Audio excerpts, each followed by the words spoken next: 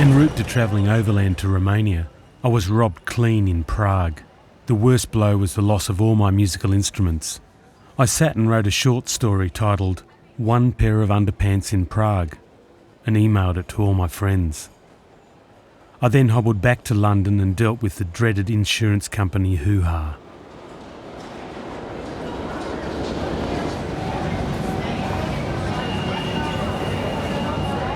It's another email from the insurance company I'm dealing with regard to all my stolen bits and pieces from Prague, for them to make a decision on whether I could fly back to Australia and they'd pay, or whether I'd have to make some alternate arrangements. So it's a bit of a joke really, because they're called the ... 24-hour emergency hotline.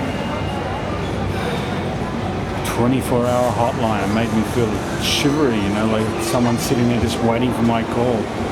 Anyway, the only problem is they don't work weekends. Nonetheless, there were a plethora of panpipe musicians to interview in London. Yet it seemed there was no alternative but to return to Australia when, out of the ether, an email arrived which would change my course again. My friends back home were rallying to support me with generous offers of help. A handsome man, that's what we need. Oh, a handsome man anyway. And accessories. I replaced stolen items and arranged for one set of panpipes to be sent from Australia and flew into Bucharest. It's gotten a bit bleak for the old Australian dollar, because right here on this chart we don't even have the Australian dollar registered, and to really dig in the insults, the New Zealand dollar's on there. The day after I arrived in Romania, I visited the Ministry of Culture and inquired about traditional music events. With luck, next morning I departed Bucharest as the guest of the Deputy Minister of Culture. 5 days of pure traditional musical heaven. And apart from being the world's most dangerous driver, Vasile had decided to introduce me as the Australian Minister of Culture. The awkwardness of this false honour proliferated, even after I explained away my title. I became special guest of honour at major conferences on folklore. Bulgarians, Georgians, Russians, Turks, Serbians, and me, the Australian Minister for Culture.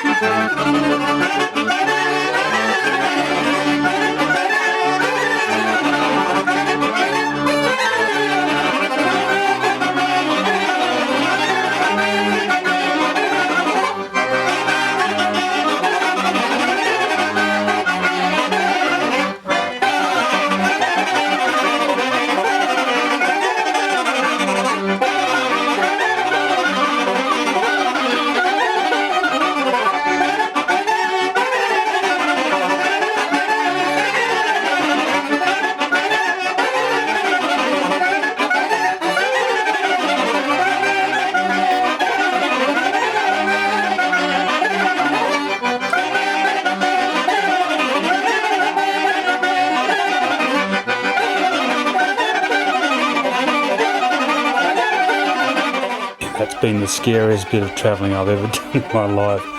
The driving skills of Vasile.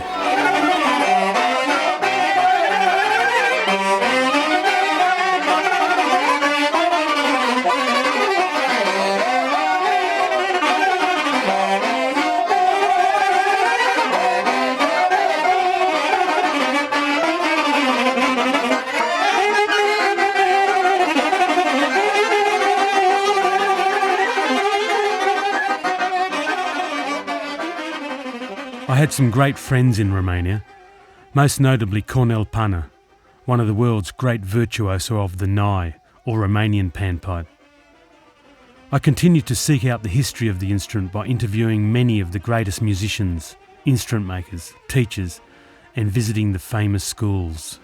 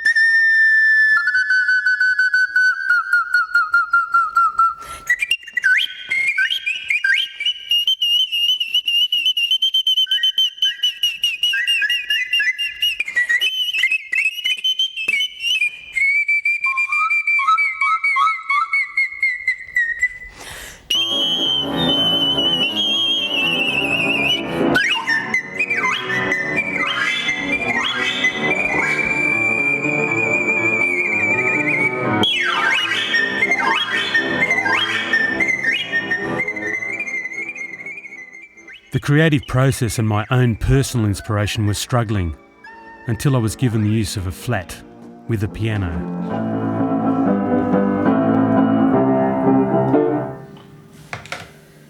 It's funny, when you play things and you make mistakes, you suddenly realise that there's more possibilities. One of the ideas I've got is for this piece. It's sort of I've got a bit of a classical feel about it, so Adam, who I met yesterday, who plays in a classical quartet of bassoon players with Yumika as the soloist, was pretty keen to do something. So together with Yumika Nozaki, we composed Forest Gods, a dedication to all those people who put their lives on the line to protect our precious natural resources.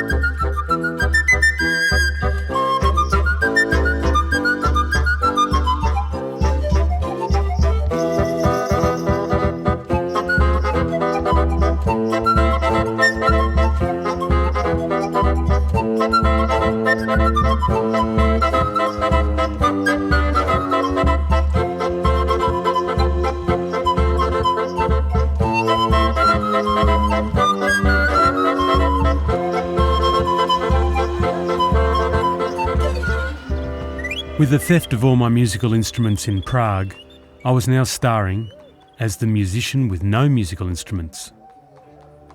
Yet as the gods continued to smile upon me, I met vocalist Maria Raducanu.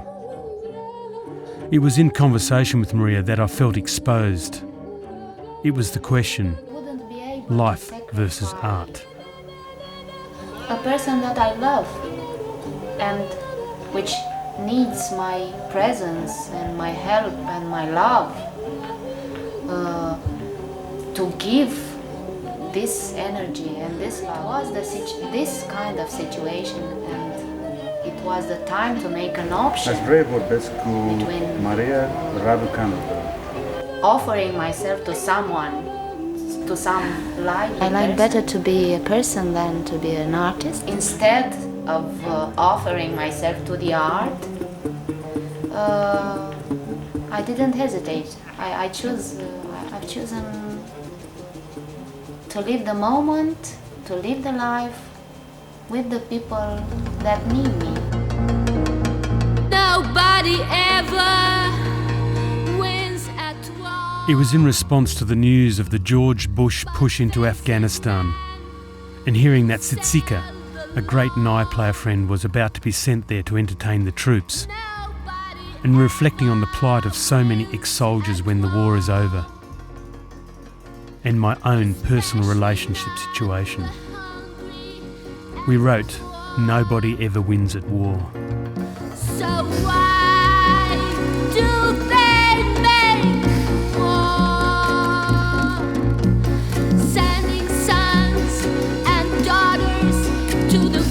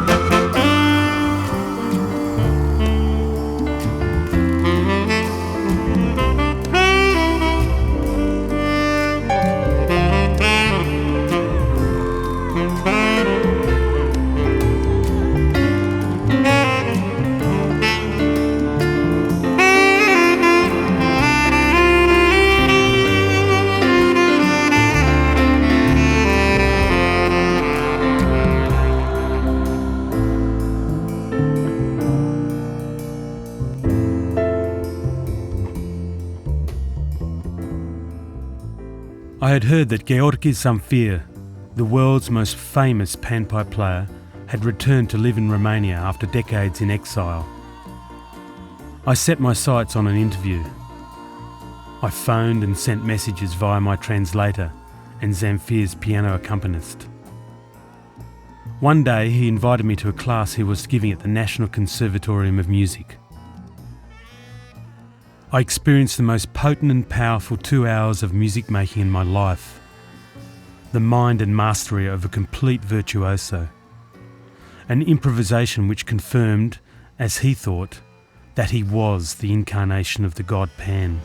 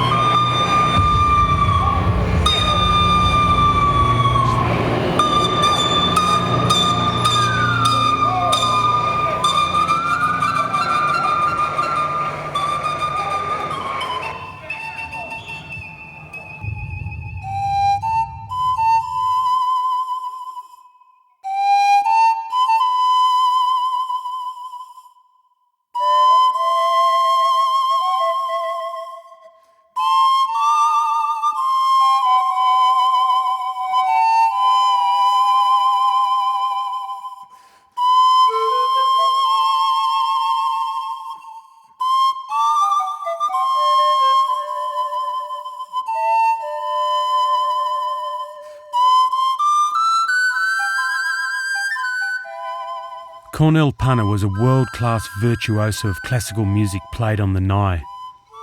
I'd been best man at his wedding in Romania a decade previous. He was preparing to record his 11th CD in France, yet with limited time, together, we composed and eventually recorded The Big Slide.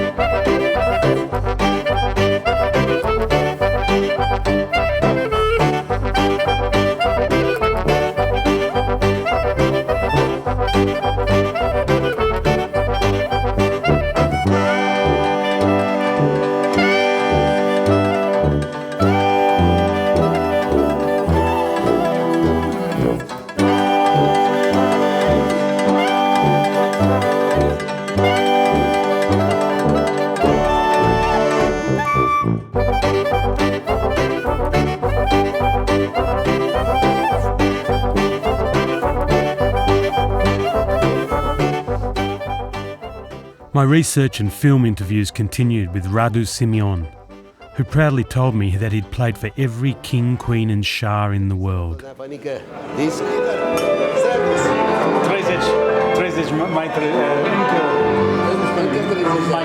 mai mult 30 ani. Vă rog.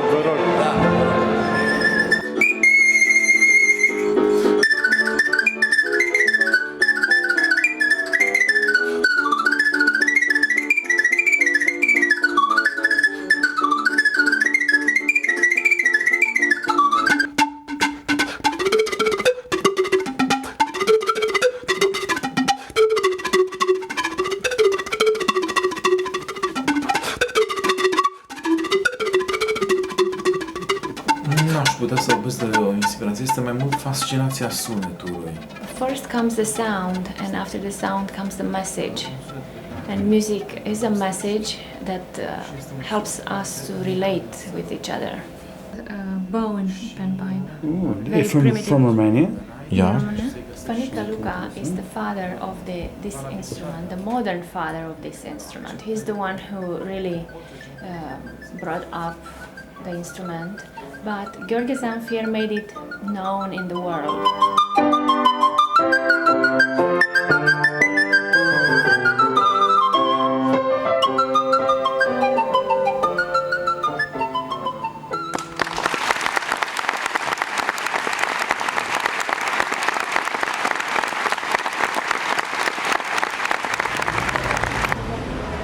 First of all, the door lady wouldn't even let me in. As soon as she saw me with a camera, she started going, "Ah, he's got a camera, he's a spy."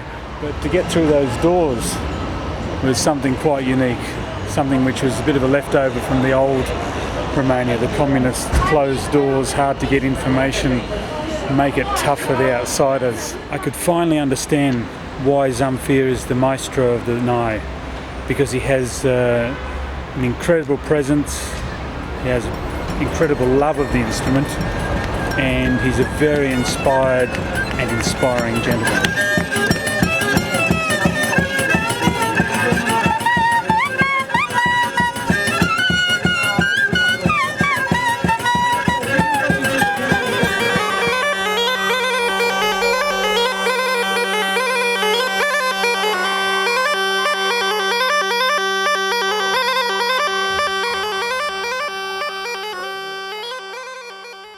3 months passed and Africa beckoned. Some great musicians had come to add their special flavour to the final 6 compositions we recorded. In many ways, the best music had already been played at rehearsals, those moments when something special would materialise. The morning of my departure, I was woken by the sound of distant singing, a sweet reverberant song bouncing against the concrete-lined streets. A gypsy lady was singing, begging for scraps of tin to recycle. A new song started writing itself in my mind as her dark eyes and rich voice broke the silence of the back streets.